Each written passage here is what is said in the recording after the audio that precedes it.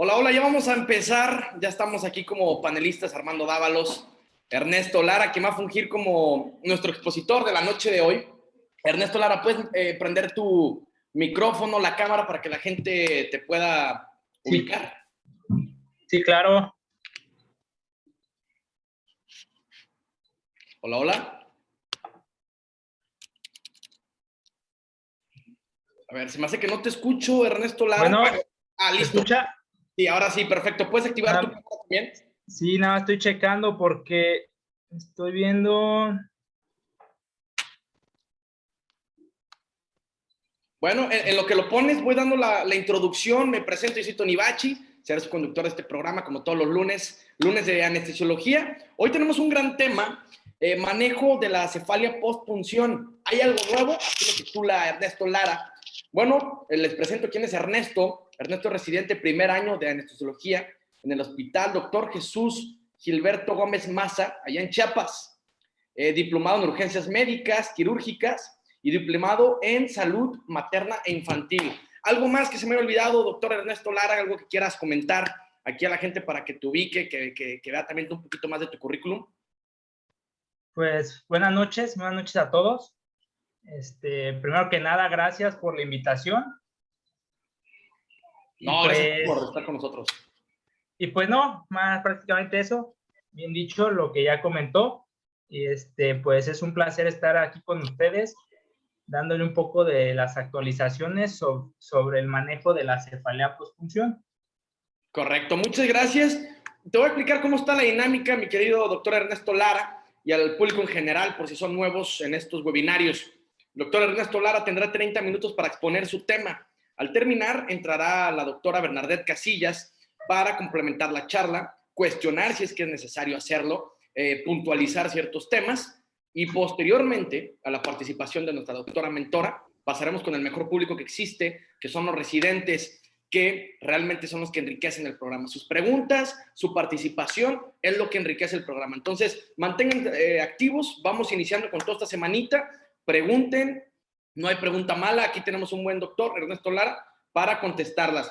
Finalmente, invitarlos nuevamente al Facebook, La Voz del Residente, Instagram, La Voz del Residente, y YouTube, Medical Legal Center. Y hablando de Medical Legal Center, si tú que me estás escuchando eres jefe de residentes y requieres una de las pláticas de Medical Legal Center, ya sea para capacitar o para algún tema de adiestramiento, un tema médico legal, no duden en contactarnos y mandarnos un correo a atención.mlc@gmail.com, atención sin acento, .mlc@gmail.com, y con mucho gusto damos esta plática sin costo en este momento de pandemia. Sin más preámbulo, doctor Ernesto Lara, todos tuyos. Aquí ya tenemos un gran público y bueno, manténganse participativos nomás.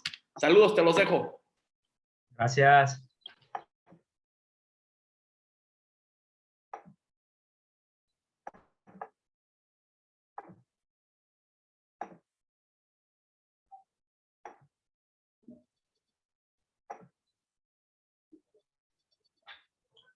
Bueno, pues buenas noches a todos.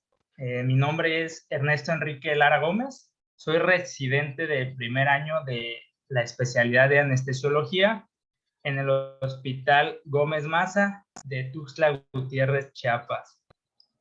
Vamos a ver el tema de hoy, que tiene como título Manejo de cefalea postpunción. ¿Hay algo nuevo? Primero que nada, pues aquí tengo una imagen de mi hospital, en el cual me encuentro actualmente cursando en el primer año, como ya lo mencioné, de la especialidad de anestesiología.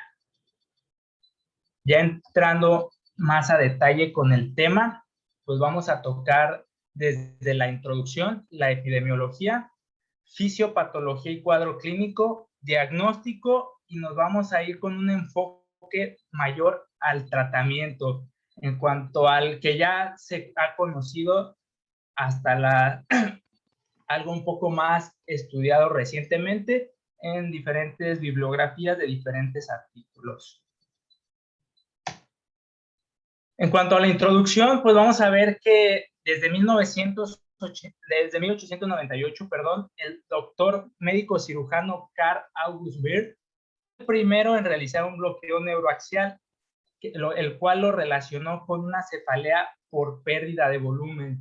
Se menciona que él, junto con su colaborador, se hicieron una punción lumbar, la cual ellos días posteriores presentaron sintomatología con predominio de cefalea, por lo cual lo empezaron a relacionar con la pérdida de volumen de líquido cefalorraquídeo. Desde aquí empieza la investigación sobre este tema, sobre su fisiopatología hasta su tratamiento. Es una patología que hasta el momento pues todavía hay diferentes formas de tratarla. En algunos pues, se ha respondido desde manera conservador hasta métodos más invasivos. Ya en 1900, el doctor Ramón Galíndez, él fue el primero en realizar un bloqueo neuroaxial aquí en México. Posterior a ello, en 1941, Whitaker y Hart crearon la aguja con extremo en punta de lápiz, la cual disminuyó de forma considerable la incidencia de cefalea postpunción. Ya para 1951, el doctor Anthony Di Giovanni fue quien comenzó a tratar la cefalea postpunción con lo que viene siendo el parche hemático.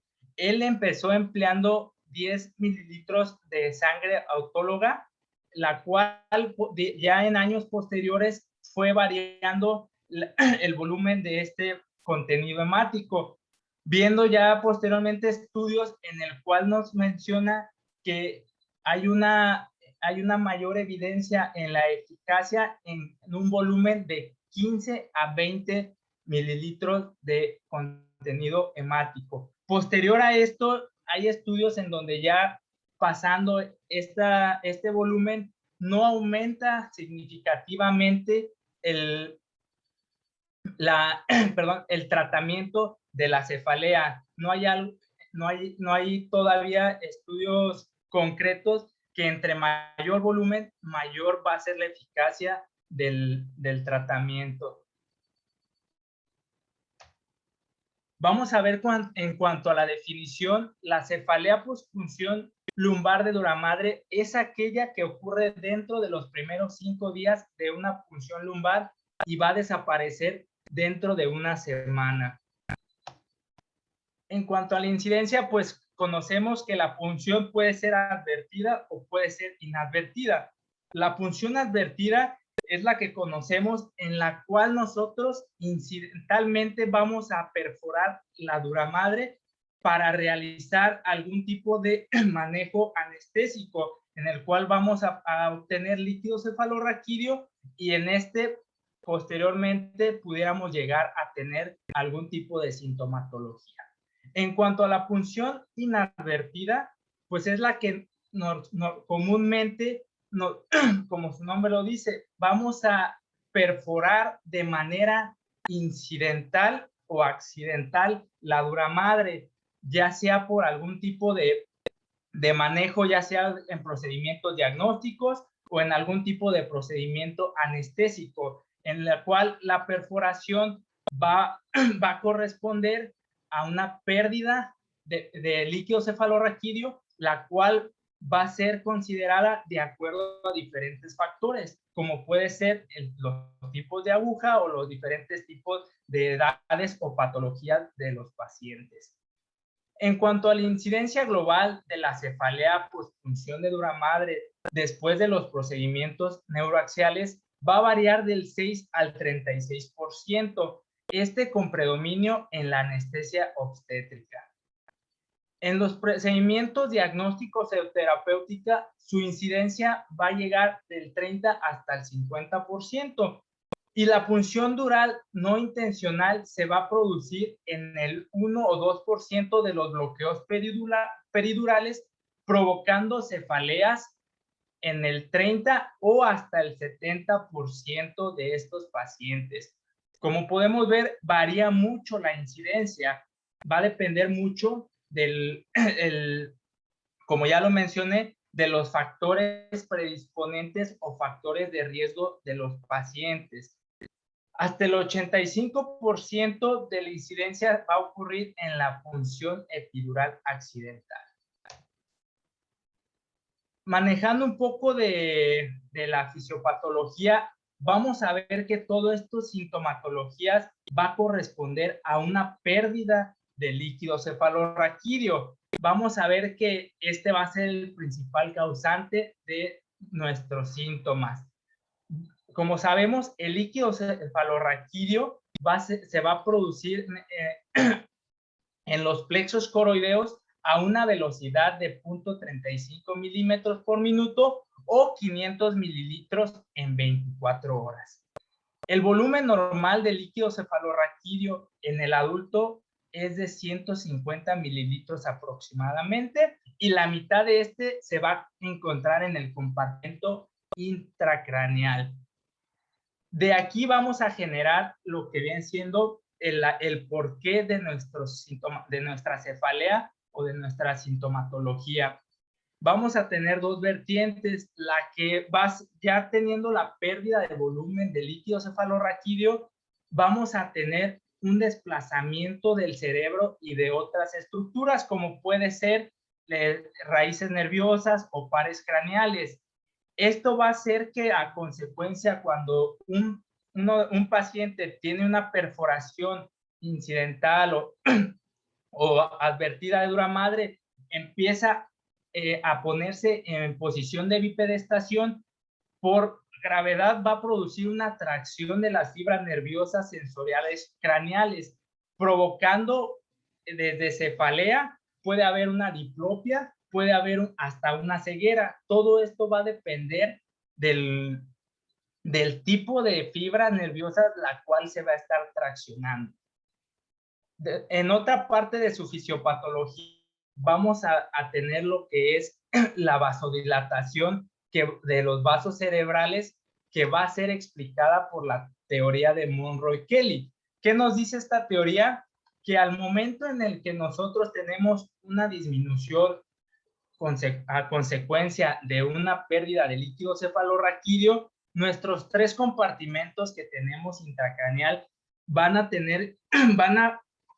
vamos a tener que tratar de compensar esa pérdida, y de la manera que vamos a provocar una vasodilatación sanguínea, ya que nuestros tres compartimentos, pues la masa intracraneal, nuestro cerebro, pues no lo vamos a poder hacer que crezca inmediatamente. Lo que el cuerpo va a hacer, que lo que sí puede hacer que se crezca va a ser el flujo sanguíneo con una vasodilatación, la cual va a generar diferentes sintomatologías, dentro de los que se va a generar la cefalea. En cuanto a los factores que tenemos, va a haber modificables y factores no modificables.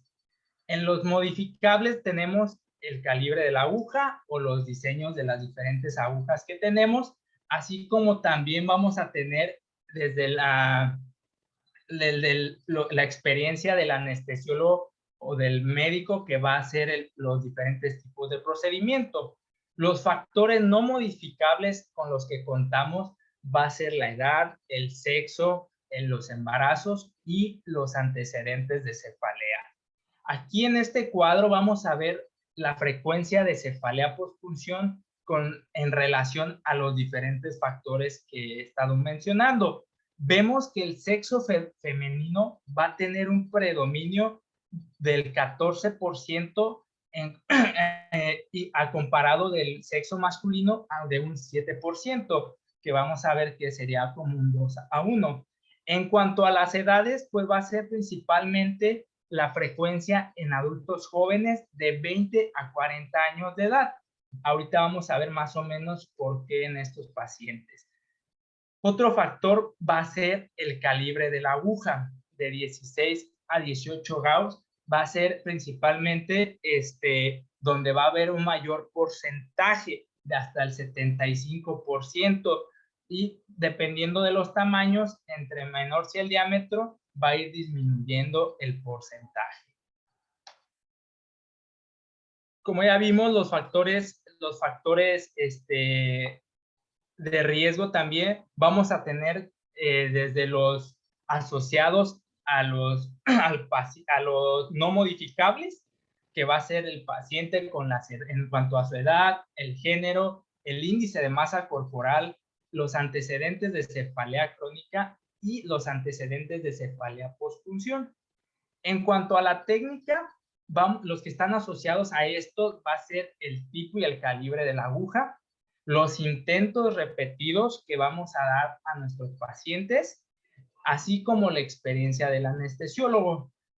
Y en cuanto a otro factor de suma importancia es las pacientes embarazadas. En la obstetricia es muy importante cuando las pacientes ya están con una dilatación cervical avanzada o durante el parto vaginal. Todo esto, pues más que nada en la incidencia cuando nosotros aplicamos algún tipo de analgesia en estos pacientes.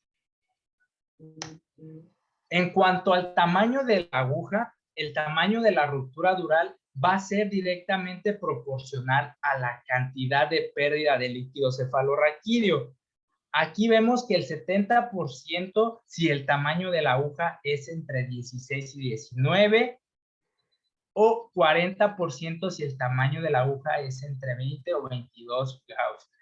El 12% ya es cuando el tamaño de la aguja llega a ser de 24 a 27. Y aquí vemos un estudio en el que Sadashivai compararon la incidencia de la cefalea postpunción, esta realizada con dos calibres diferentes de aguja, una con 16 Gauss versus 18 Gauss, encontrando un porcentaje de 88 contra un 64%, confirmando que el tamaño de la ruptura pues va a ser directamente proporcional a la cantidad de la pérdida de líquido cefalorraquídeo.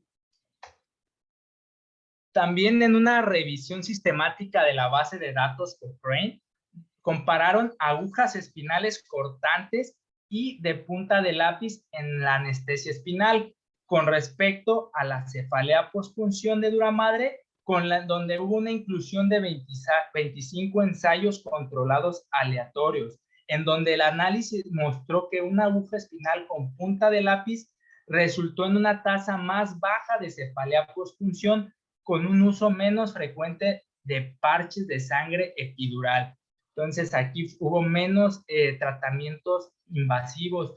Aquí sí hay diferentes artículos donde se enfocan que es mayor la importancia del tipo de aguja al diámetro de estas mismas en cuanto a la incidencia de la cefalea. Como vemos, bueno, lo que había mencionado en cuanto a las pacientes embarazadas, aquí va a ser mayor también su incidencia debido a los cambios fisiológicos propios con los que ellas cuentan, desde el aumento de la presión intraabdominal, que va a conllevar a un aumento de la presión epidural y por consiguiente una pérdida mayor de líquido cefalorraquídeo al momento de realizar ya sea una punción advertida o inadvertida de dura madre. También sabemos que el embarazo se asocia con un aumento de los niveles de estrógeno. Esto va a aumentar el tono vascular y la respuesta de los cambios en la presión del líquido cefalorraquídeo, por lo cual va a generar una mayor incidencia en este tipo de padecimientos. En cuanto a los criterios diagnósticos, vamos a tener principalmente debemos de contar con una cefalea ortostática causada por baja presión de líquido cefalorraquídeo, siempre acompañado con el criterio 2 y 3, que va a ser que se haya realizado una punción dural muy importante, que la cefalea se desarrolle 5 días posteriores a la punción dural, que los síntomas pueden ir acompañados, aunque no de manera forzosa. Va a haber una cervicalgia con tinnitus, con cambios de la audición, fotofobia, náuseas. Todo esto, como mencioné en la fisiopatología, dependiendo de la tracción de las raíces nerviosas o de los pares craneales que haya tenido nuestro paciente al momento de la bipedestación. También un criterio muy importante es que la cefalea se debe de resolver de manera espontáneamente en 2 semanas o después de la colocación de un parche hemático. Esto es en cuanto a un poco en cuanto a su diagnóstico clínico. También podemos investigar sobre los diagnósticos de manera con una resonancia magnética. Sin embargo, pues la sensibilidad es muy baja, entre el 10 y el 20%, por lo que la verdad no hay evidencias que justifiquen la solicitud de estas anterior de una clínica. Entonces, ya teniendo una clínica confirmatoria, también tenemos que conocer cuáles pudieran ser los diagnósticos diferenciales de esta patología, los cuales pueden incluir desde una hipertensión intracraneal, alguna infección. En las pacientes embarazadas, muy importante descartar una preeclampsia o eclampsia, algún tipo de trombosis venosa central, tumores intracraneales, hematomas intracraneales, trombosis venosa central, hasta una simple migraña. Entonces, que de hecho es de los principales diagnósticos más comunes, los cuales debemos de abarcar antes de llegar a un manejo invasivo.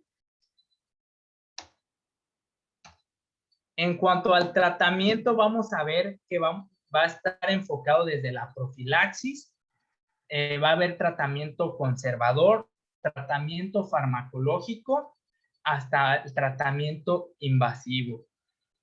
En cuanto a la profilaxis, pues vamos a tener este cuadrito que viene en las últimas actualizaciones. Primeramente, pues que el médico, un médico experto o en formación bajo una adecuada supervisión. Hay estudios en donde se ha manejado que hay una significativa mayor incidencia en los residentes del primer año en cuanto a la punción inadvertida de dura madre. Por eso, siempre, pues, como nos menciona aquí la profilaxis, hay que estar bajo una adecuada supervisión. Y pues también en cuanto a la profilaxis, en el momento de la punción es muy importante evitar inmediatamente la salida del líquido cefalorraquídeo, que va a ser directamente proporcional a la clínica que puede presentar nuestro paciente. Otro método de profilaxis que todavía está en estudio es dejar el catéter intratecal o peridural de 24 a 40 horas con una adecuada, obviamente con sus adecuadas medidas antisépticas.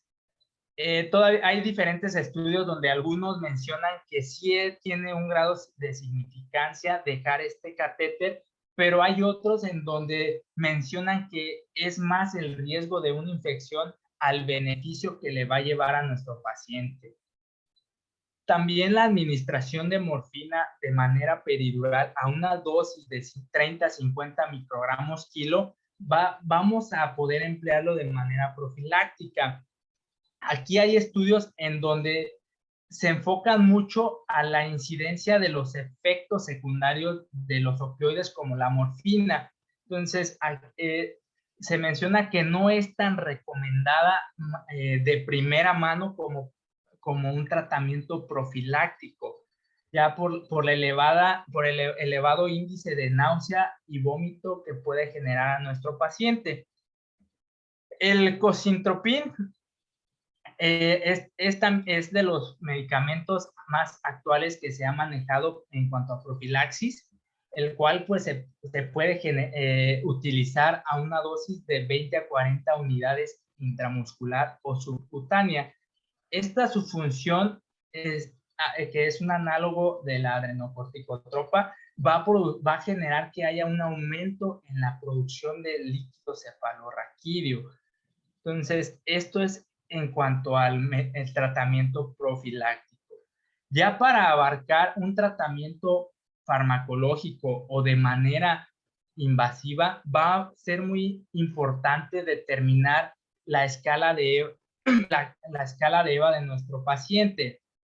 Si nosotros tenemos una escala de EVA leve, que aquí la maneja menor a 4, vamos a poder iniciar un tratamiento conservador acompañado de un tratamiento farmacológico en los primeros días subsecuentes.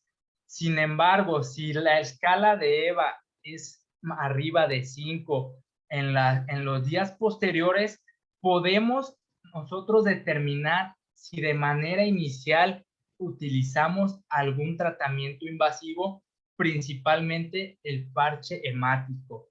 Todo esto contemplando los posibles efectos adversos y complicaciones que este va a conllevar a nuestro paciente.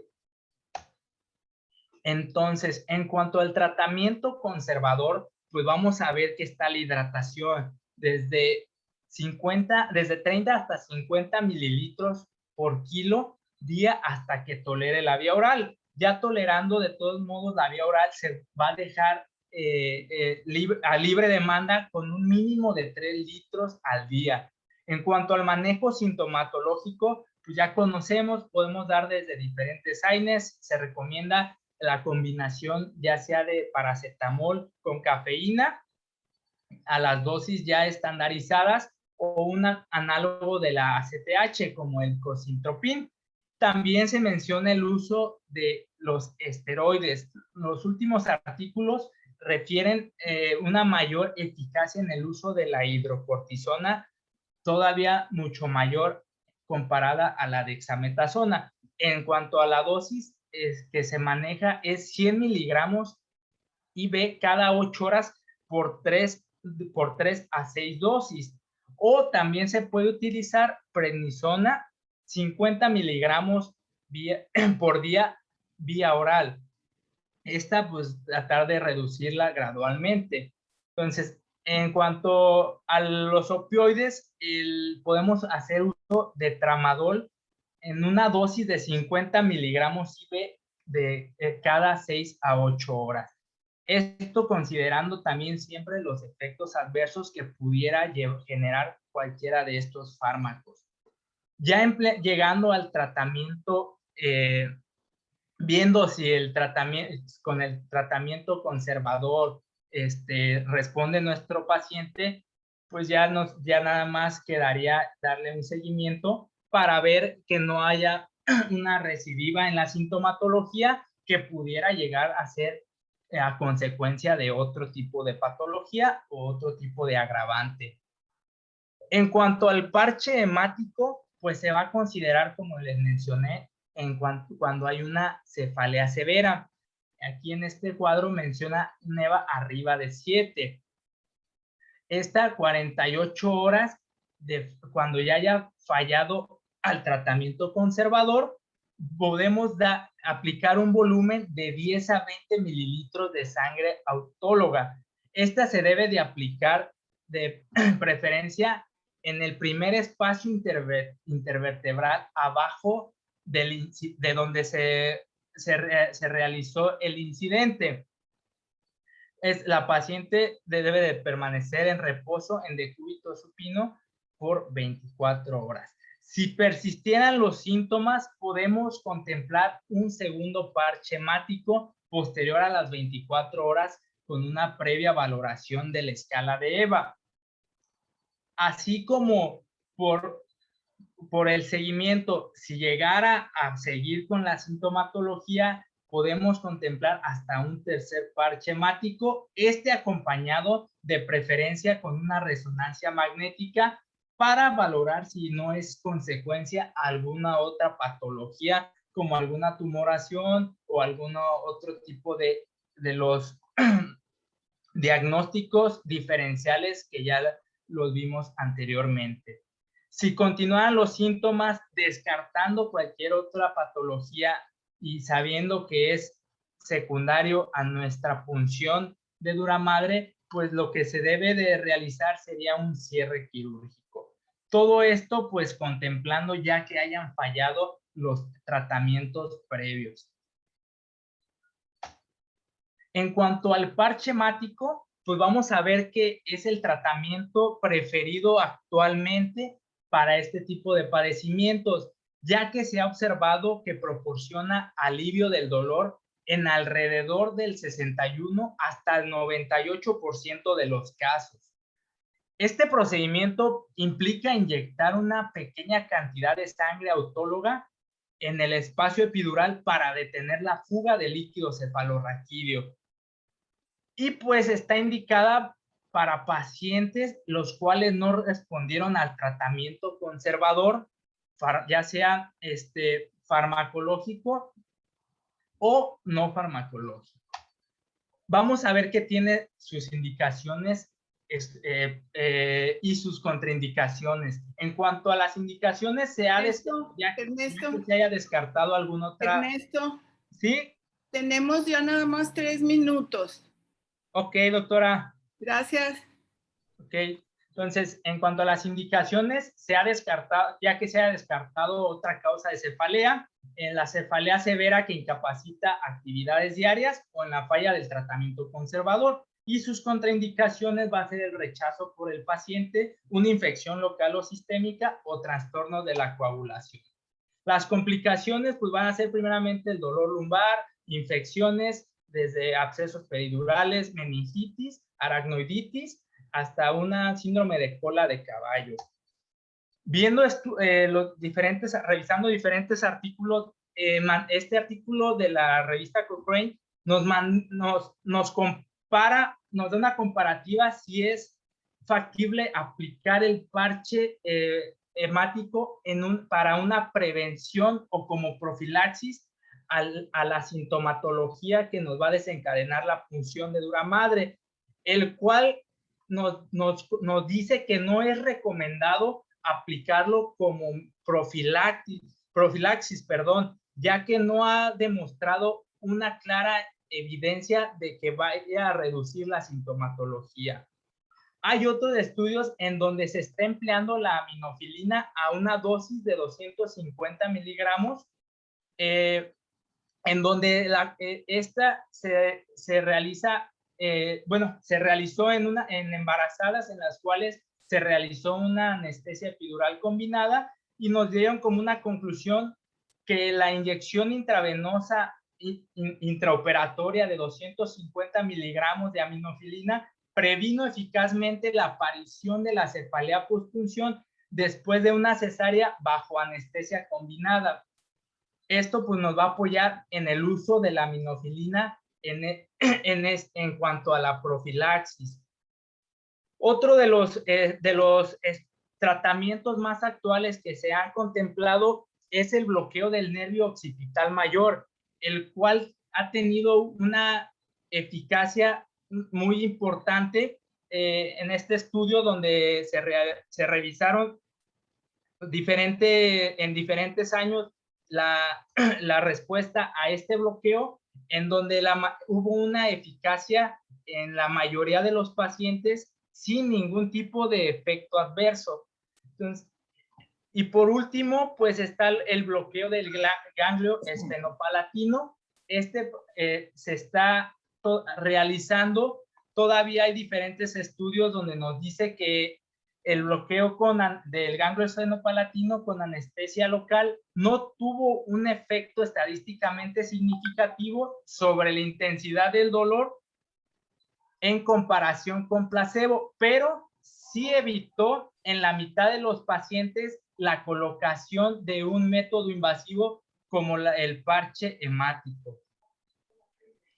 Y pues ya para terminar las conclusiones, pues vamos a ver que pues la incidencia global de esta patología de la cefalea postpunción después de los procedimientos neuroaxiales, pues se considera un alto índice de prevalencia, lo que afortunadamente nos da que la mayoría responde al tratamiento conservador. Son pocos los casos reportados de los que se ha llegado a la colocación de un método invasivo, por lo cual todo esto nos ayuda a que tengamos diferente margen de efectividad con los tratamientos sintomáticos. También, como conclusión, pues que todavía hay una evidencia limitada en la literatura sobre la comprensión de la cefalea postpunción y el tratamiento óptimo. Aunque lleva muchos años, la investigación ha sido en grupos reducidos. Entonces, hasta la fecha, lo que viene siendo el estándar de oro continúa siendo el parche hemático para tratar este tipo de patología. Y pues de mi parte sería todo. Muchas gracias, doctor Ernesto Lara, por tu exposición. Antes de pasar con la mentora, la doctora Bernadette Casillas, te quería pedir, por favor, dejar de compartir pantalla para podernos ver los tres en el panel. Y ahora sí, doctora Bernadette, qué gusto me da saludarla como todos los lunes. Adelante. Igualmente para ustedes, mucho gusto. Gracias de que están aquí todos. Veo que hay muchas personas que están asistiendo a este taller, podemos decir. Entonces, esperamos sus preguntas. Por favor, pregunten. Este es un tema muy común para todos los anestesiólogos. ¿Quién no ha tenido un paciente con cefalea postbloqueo? Bueno, lo vuelven a uno loco. Le duele a uno también la cabeza. A ver, Ernesto, primero que nada, felicitarte por tu investigación. Está muy bien presentado tu trabajo. Te pasaste poquito del tiempo, pero bueno, eso hay que pulirlo, ¿verdad? Claro. Y una felicitación por tu valentía también. Gracias, doctora. No es fácil sentarse a hablar ante muchas personas, no es fácil, yo lo sé. Entonces, vamos a unos comentarios. Por ejemplo, cuando tú dices punción advertida e inadvertida, creo que lo tomaste un poquito. A ver, dime qué es advertida y qué es inadvertida. Sí, doctora. Advertida es cuando nosotros perforamos para aplicar algún tipo de medicamento o adquirir algún tipo adquirir líquido cefalorraquídeo. Ok, advertida es, Ernesto, cuando yo me doy cuenta. Sí. Inadvertida es cuando no me doy cuenta. ¿Puede suceder? Sí. Mira, por ejemplo, ¿tú has puncionado alguna dura con una aguja de epidural? Sí, doctora, una vez. Yo también. Todo el mundo. Solamente mi cuñado jamás ha perforado una dura madre. Pero mi cuñado es fontanero, entonces pues nunca va a perforar una dura, ¿verdad? Entonces, todo anestesiólogo ha puncionado una dura madre alguna vez. Y el que diga que no, miente. Miente, punto, ya. A todos nos ha sucedido. Entonces, esto es muy importante para cuando hagas tu nota, porque en la nota vamos a poner honestamente sin echarnos de cabeza, ¿verdad? Y echarnos de cabeza sería decir punción accidental. No pongas nunca punción accidental, porque entonces los abogados de la otra parte van a decir, pues no tiene técnica suficiente porque, bueno, ahora está un avión anda por aquí, perdón. No sé si se oiga el ruido, pero de pilón anda un avión. Entonces, si tú pones punción accidental, pudiera sugerir que tus habilidades no son suficientes. Si tú pones punción inadvertida, es muy peligroso, ¿sí? Te voy a decir por qué. Porque inadvertida sería, no sé, con el catéter se puede puncionar, perdón, ¿se puede funcionar la dura con un catéter? Sí, doctora. ¿Cuándo? Al momento de introducirlo, podemos o sea, pues incidentalmente perforar al momento, por la consistencia, la forma, por el que por lo que está compuesto el catéter. Al momento de introducirlo, podemos incidentalmente perforarla. Fíjate que no. Solamente se han hecho estudios en cadáveres y solamente en caso de que tú hayas hecho muchos intentos con la aguja de Weiss o de TUI, ya no se usan los de TUI, las de Weiss son las que tienen alitas. Pero si tú hiciste muchos intentos y arañaste varias veces o perforaste la dura con la aguja epidural, entonces sí podrás perforar o irte por uno de los agujeritos que ya estaban hechos con el catéter. De otra manera, no hay modo, porque ya no existen los catéteres armados que había en algún tiempo, que eran muy suaves porque se iban muy bien, pero tenían un alma de acero y eso sí podían perforar. Entonces, ahorita ya no existen estos catéteres, bendito sea Dios, y un catéter normal, de los que tenemos usualmente en nuestra práctica diaria, no van a poder perforar la dura madre si es que es una sola punción, ¿sí? Okay. A menos que perforaste con la aguja, te retiraste y pusiste el catéter, puede perforar e irse al subaracnoideo. Por eso, de todos modos, siempre hacemos nuestra prueba, ¿no? Pero normalmente el catéter no. Y muchos compañeros dicen, es que perforé con el catéter. Pues si alguien de la otra parte se documenta y lee la bibliografía, vas a ver que no es cierto. Okay. Esa sería una perforación inadvertida, porque entonces sí puede salir líquido por el catéter, pero no va a salir al chorro como sale con la aguja de epidural. Si tú perforas con la aguja de epidural, no hay manera de que no te des cuenta, porque sale el chorro de agua por ¿verdad? Pues ya te das cuenta. Esa es una punción advertida. La otra sería poner el catéter, pero ya vemos que es muy difícil que suceda. Entonces, bueno, tenemos que tener mucho cuidado con las palabras que usamos en nuestra nota. No hay que echarnos la soga al cuello. Claro que yo no quiero, ¿no? Yo no quiero perforarle. Si le quiero poner una peri al paciente, no le quiero perforar la dura. Pero si sucede, porque puede suceder, se conoce que es una complicación que puede suceder, entonces yo puedo poner, fíjate bien, punción no intencionada, ¿sí? Y ya no estás admitiendo que tienes mala técnica, una técnica pobre, y estás admitiendo que hubo una complicación que es conocida y que tú viste, porque también en leyes es muy importante. ¿Cómo no vio? ¿Cómo no advirtió que rompió la dura si sale el chorro? Entonces hay que escoger muy cuidadosamente las palabras.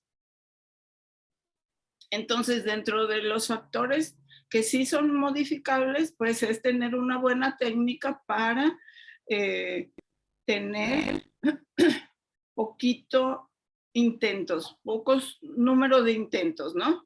Para no tener esa posibilidad de perforar con el catéter. Yo sé que a veces el paciente está extraordinariamente difícil, ¿no? Me acaban de mandar una foto de una paciente con secuelas de polio y bueno, y tuvo una instrumentación lumbar, entonces pues fue un reto, y era para cesárea, ¿no? Fue un reto muy grande ponerle su bloqueo. Ya sabemos que hay pacientes muy difíciles y todo eso se tiene que poner en la nota. Ahora, la cefalea postbloqueo puede aparecer dentro de los primeros 5 días. Yo estoy de acuerdo. Hay veces que aparece en el mismo momento o en el mismo en el mismo día, a veces terminando la cesárea ya le duele la cabeza a la paciente. Sí puede ser. Sí. Pero no se resuelven todos a los 15 días. Hay literatura, hay un caso de que duró 1 año la mujer con cefalea. Y cuando le pusieron el parche hemático, se le quitó. Entonces, hay casos atípicos. Perdón. Pusieron cosa para los moscos, para el dengue, y bueno, me da tos. Entonces, el parche hemático, hay personas, por ejemplo, bueno, perforé, saqué el catéter y de todos modos le di una anestesia epidural o subaracnoidea. Entonces es muy tentador que yo le ponga el parche hemático antes de que salga la paciente. Ya lo dijiste tú perfectamente, no sirve. Estoy de acuerdo. Hay que esperar 24 horas y entonces ya podrá, porque mira, ¿cómo funciona el parche hemático? ¿Por qué se les quita el dolor? Porque ocluye la salida de líquido cefalorraquídeo. Y aumenta la presión adentro del sistema nervioso central. Por eso también puedes poner un parche no sé, de Dextran, por ejemplo, ¿verdad? Puedes poner un parche de Dextran, nada más ese, como no hace coágulo, como no hace tapón permanente, pues a las tantas horas le tienes que volver a poner. Pero es doble, es tapón, ya pues es un coágulo que ya no deja salir el líquido y también sostiene las estructuras intracerebrales de que no se jale las meninges y por eso duele, ¿no? Por eso se parece mucho a una cefalea vascular, a una migraña. Se parece mucho el dolor de la punción. Y después del parche, yo no lo dejaría 24 horas, sobre todo si es embarazada. Acuérdate que ellas tienen una alta probabilidad de trombosis venosa. Es suficiente con que las dejes sin mover 1 hora y después decirle que limiten su actividad. Pero en 1 hora ya se hizo el coágulo, claro que sí, claro que sí. El coágulo va a estar, por un lado, en contacto con el líquido cefalorraquídeo y ese puede hacer un poquito más lento la formación de un coágulo firme, pero en 1 hora es suficiente para que, te digo, porque si es alguien que le hicieron, no sé, un futbolista que le hicieron cirugía de los meniscos o alguna cosa joven y sin factores de riesgo, pues probablemente aguante 24 horas sin moverse, pero una embarazada o alguien con problemas de coagulación no es conveniente. No la vas a dejar inmóvil. Y el tercer parche, no, ese está ya en las nuevas guías, está prohibido. Te voy a decir por qué. Porque si no se quita con el primero, puedes poner un segundo parche con todo el cuidado y todas las precauciones. Acuérdate que puedes incluso subir demasiado la presión intracraneal y producir convulsiones o algún déficit neurológico. Y lo más probable es que si con 2 parches no tuvo, el tercero no va a mejorar en nada. Ahora, rápidamente te voy a platicar una técnica que se llama parche epidural a la medida. Y está en el libro de Dewan and Holt del 2000, pero vale la pena. Doctora. Tomas 20 centímetros de sangre del paciente, lo pones ya igual, ¿no? En posición y todo, sí, te vas un espacio abajo, tú nos dijiste, porque la sangre se va hacia arriba en el epidural.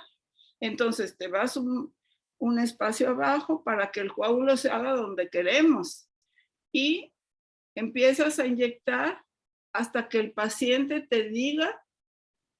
Tú le dices, me va a avisar sin moverse, pero me va a decir ahorita cuando sienta opresión en las piernas o en la cabeza. Y te paras. Te esperas unos 2 o 3 minutos, así con toda la paciencia, y vuelves a inyectar y le dices, me vuelve a decir si tiene opresión en las piernas o en la cabeza. Y casi siempre son 2 o 3 mililitros más y te vuelve a decir, y ahí te paras y te sales. Ok. El volumen que cada quien necesita para sentir opresión es muy diferente. Pues por eso se llama la medida, como un sastre, ¿no? Que te hace un traje a la medida. Entonces puede ser entre 5 mililitros y 18 o 20 a lo mejor. A lo mejor a los 20 ya le volvió, pero no todos son igual, por eso no le puedes poner 10 a todos, 12, 18, 20, 4. Ellos te van a decir. Y mira, créeme, hazlo. Créeme que es un método muy seguro y muy adecuado de poner un parche epidural. Entonces, eso nos ayuda a todo el mundo 18. ¿Por qué? Después tienen problemas, muchos dicen, me duelen mucho las piernas o tienen cefalea de otro tipo, porque ya les subió la presión intracraneal. Entonces, pues es todo lo que te tengo que decir. Te repito la felicitación y muchas gracias. Gracias, doctora. Se necesita bastante valor, ¿eh? Y conocí tu hospital hace unos años que fui allá a Chiapas y también conocí el hospital de medicinas tradicionales, en donde no dejan entrar a los señores a atender los partos de las mujeres indígenas. Sí. Gracias. Muchas gracias, doctora Bernadette Casillas, por su participación. Sí, hay un par de preguntas que hace aquí el público. Antes de eso, me gustaría darle pie a los comentarios que le hacen aquí a mi estimado doctor. Híjole, a ver. Doctora Bernadette, ¿me puede ayudar con las preguntas? Ya no lo... Me sacó ahorita el programa, ya no los encuentro. Sí, cómo no. Dice Pascual Rodríguez. Ándale, gracias. El uso de ergotamina y cafeína, Ernesto. El uso de ergotamina y cafeína como tratamiento, me imagino. Sí está considerado dentro del manejo conservador, doctora. En cuanto a la cafeína, por su mecanismo de acción, sí ayuda a aumentar la producción de líquido cefalorraquídeo. Sí, entonces, de hecho, la minofilina es de la misma familia. Exacto. ¿Verdad? Entonces, sí se puede, pero pues es para los casos leves o moderados. En los casos severos no hace efecto. No ayuda. Y luego dice el doctor Ángel Medina Centeno, ¿qué manejo se le puede ofrecer al paciente de cefalea?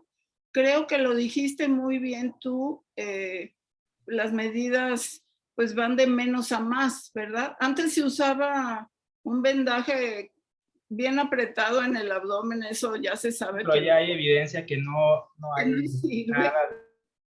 En los pacientes que no son de cirugía abdominal torácica, se puede poner al paciente boca abajo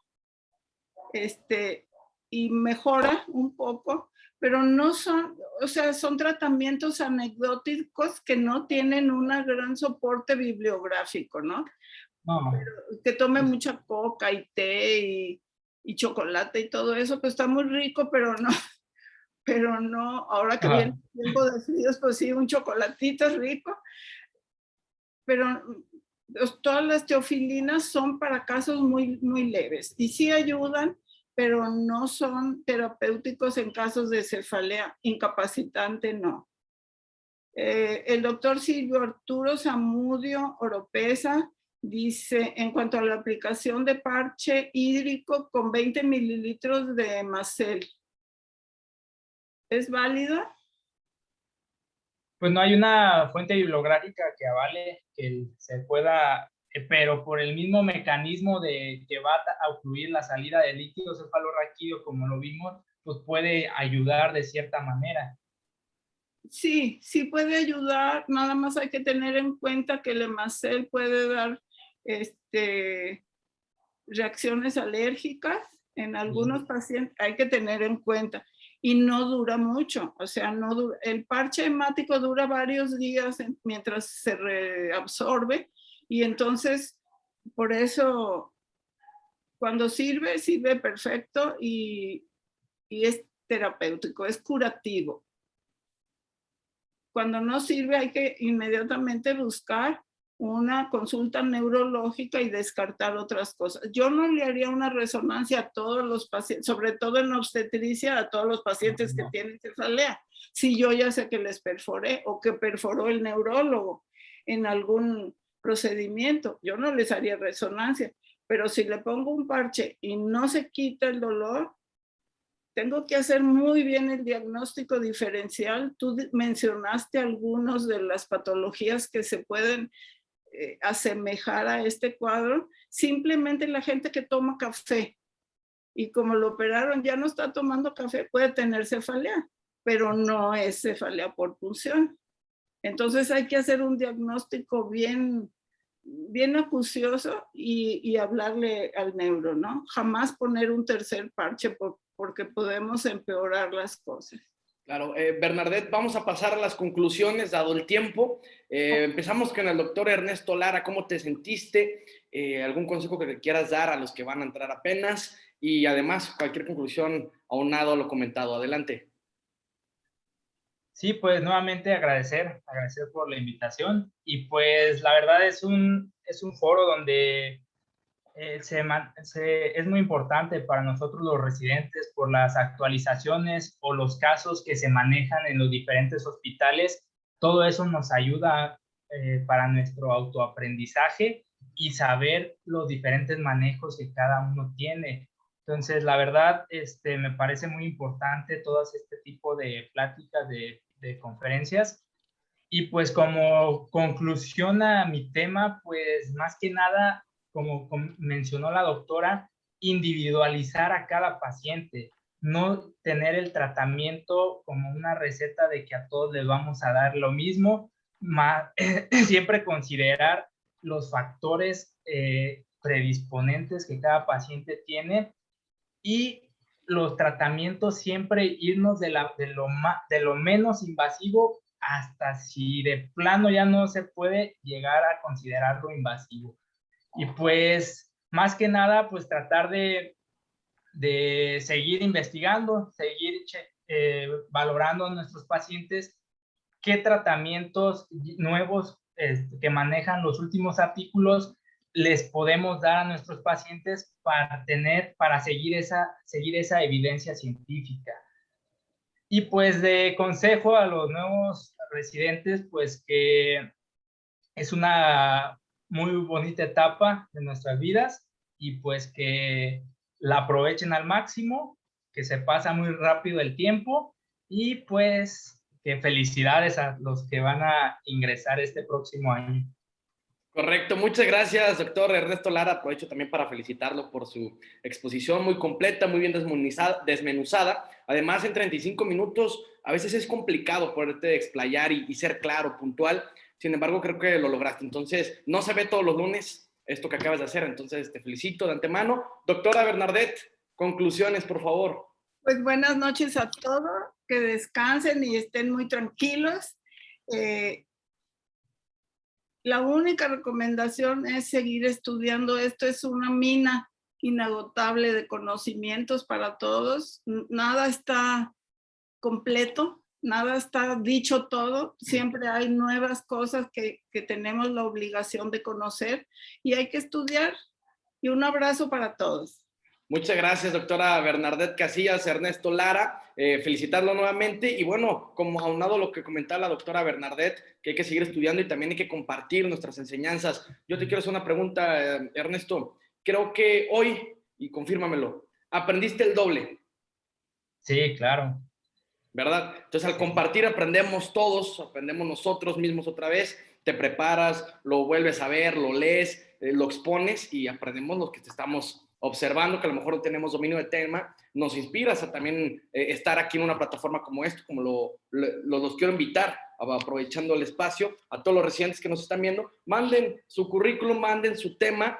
Ahí Armando Dávalos puso su correo, ya no lo alcanzo a ver, pero bueno, ahí está el correo, también en el Facebook está el correo, para que puedan mandar su tema. Aunado el mensaje comercial por parte de Medical Legal Center, si usted que me está escuchando es jefe de residentes y requiere una de las prácticas de Medical Legal Center, ya sea para capacitar o para algún tema médico legal, no duden en contactarnos y solicitarla sin costo alguno al correo atención.mlc@gmail.com, atención sin acento, .mlc@gmail.com, y con mucho gusto damos esta plática sin costo en este momento de pandemia. Bueno, yo me despido, soy Tony Bachi, nos vemos el próximo lunes. Que pasen bonita semana. Buenas noches. Buenas noches, doctora, mucho gusto. Igualmente, doctor.